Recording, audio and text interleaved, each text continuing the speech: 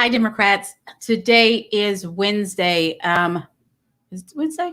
Tuesday, May 26th. I don't know what day it is. Maybe it's Wednesday. It's Wednesday, May 26th. It's been a long week already, and it's just Wednesday.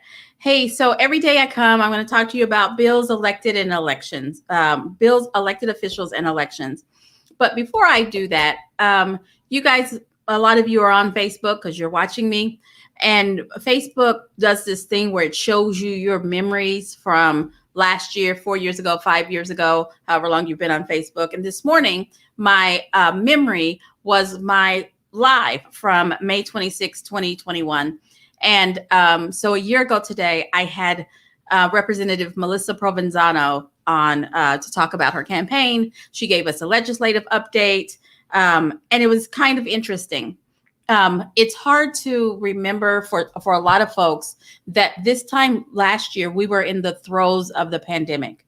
You know, we were getting new information, don't go outside with more than 10 people. Don't let more than one person in your house. It was crazy time. And we had just entered the height of election season. And so watching that, it took me back to that place. And it was interesting. It is hopeful that this next election cycle, we won't have to deal with the pandemic, but we learned a lot of things in that pandemic, and let's hope that we can transfer the good things while we're also door knocking and doing the things that Democrats do well. But there was one continuous thread there. One of her big things that she was talking about in her legislative update was that public money should be for public schools, not private schools. That was in May of 2020. And here we are, May of 2021, and our legislature just passed a budget that spent as much money on private schools as it spent on public schools, where the outcome will be dramatically different in spend, and it still puts Oklahoma at the bottom in a per student spend for our region. So I am disgusted that we have to keep fighting the same fights every single session. And it would be okay if those fights were actually helping Oklahoma. And this is one of those fights that it isn't helping the general public. It is helping the wealthy more than it's helping the general population. And as you know, the wealthy are a fewer number of people. So it's been a year. Not a lot has changed. Now let's talk about bills. I'm going to take it on a national level and talk about Senate Resolution 647, which is the bill that 129 members of Congress signed off, acknowledging the 1921 race massacre commemoration that was led by Senator Warren and Representative Jackson Lee out of Texas. And it's interesting, and I mentioned Senator Warren out of Massachusetts and Senator Jackson Lee out of Texas because no one in the Oklahoma delegation signed off on it. It's a commemoration of something that happened here on our state soil, and none of our congressional members signed off on it. Yeah, I'll just leave it there. I won't even make a commentary. I'll just leave it that our state officials are so busy being partisan that they don't even really think of the magnitude of how it affects us. Now, talk about our elected officials. First, I'm going to start out with something positive and talk about the remind folks who didn't see me yesterday, who don't have access to the news, who don't know, President Biden will be in Oklahoma on Tuesday, June 1st. Kind of excited about that. No, I do not have access to tickets. The president is still observing COVID protocols, and he's limiting his gatherings, still trying to limit his gatherings, but he will be in Oklahoma on Tuesday the 1st. Don't call me. I don't have tickets. I don't. Sorry, guys. All righty. And now I'm going to talk about the one that everybody wants to talk about, the big elephant in the room. Yeah, pun intended.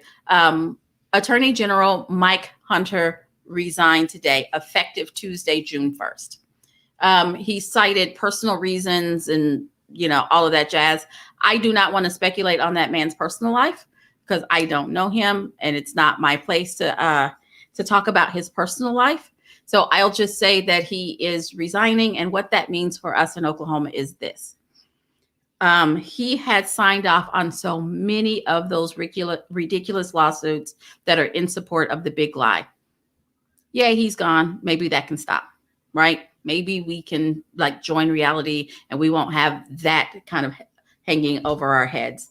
But what happens is our governor gets to, and I say gets to appoint an attorney general to serve out the remainder of that term.